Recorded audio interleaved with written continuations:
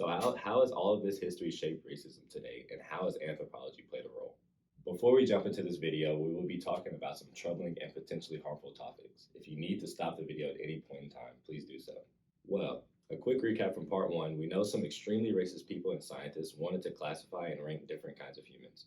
And then other really racist scientists used bones and crania to add a biological justification to these differences in hierarchies. There were also things like human zoos and medical experiments which perpetuated the idea in society that races were in fact different. So, do people of color actually have a higher pain tolerance?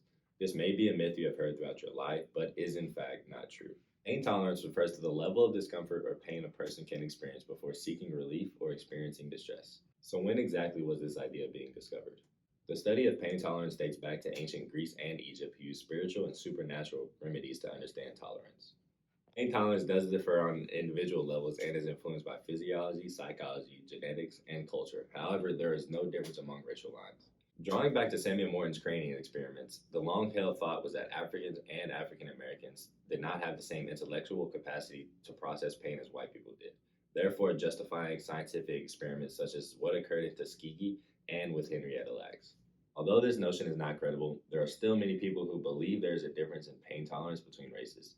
It has even been taught in nursing schools up until recently. This textbook was eventually taken off shelves, but only after backlash. A way we see this play out is in the case of Tori Bowie. Bowie was an Olympic track star who passed away in her home during childbirth due to undetected eclampsia. Bowie's concerns and pain were overlooked, and she unfortunately lost her life because of it. Her case sparked intense discussion about the state of maternal mortality for minorities in the United States.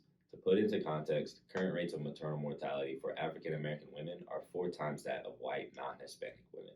Brian Sinclair is another tragic example of the dangers of believing racist ideas on the topic of pain tolerance. Sinclair, an indigenous man from Canada, died from complications of a UTI. He waited in the ER for 34 hours, ignored by hospital staff, and assumed to be homeless by security. He ended up dying of a curable illness due to lack of care by ignorant hospital staff. Discrimination has been linked to higher rates of heart disease, coronary artery calcification, body mass index, higher rates of breast cancer, preterm birth, low birth weight, and mental health concerns like depression.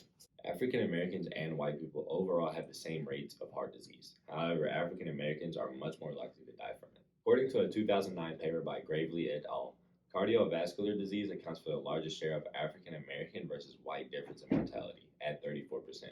But there are also substantial contributions from infections at 21.1%, trauma at 10.7%, diabetes at 8.5%, renal disease at 4%, and cancer at 3.4%.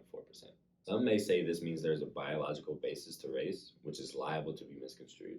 In a study comparing birth rates from 3 groups of women who gave birth in the United States, including U.S.-born African American women, African-born women, and U.S.-born white women, the distribution of weights from U.S.-born white women and African-born women were relatively equal, with U.S.-born African American women having a lower distribution.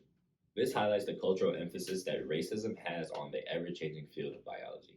With all this in mind, it is not simple enough to just say race is not biology. Unfortunately, due to cultural and social factors, race now has a significant word in the realm of biology, and specifically medical practice.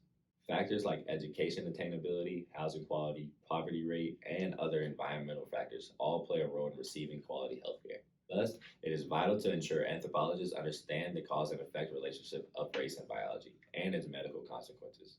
These medical issues stem from the cultural construction of race and discrimination, not from biological or genetic factors.